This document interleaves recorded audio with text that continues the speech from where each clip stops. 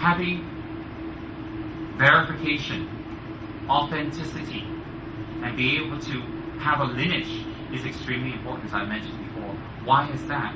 Because in the Gelugpa lineage, Lama Tsongkhapa stressed pure lineage, and pure. Pure means what?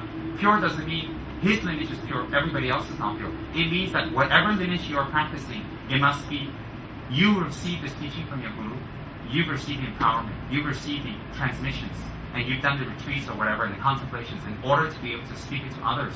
So pure lineage doesn't mean one lineage is pure.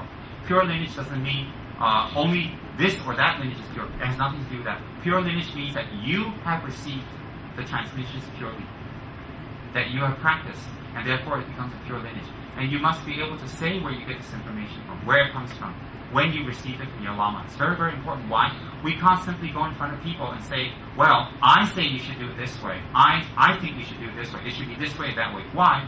Who am I? Who am I? I'm like you, unattained, a normal person, hanging out in samsara. So if I start making up things, then it's not going to help you, because you can make up things also. So what's very, very important is having authenticity.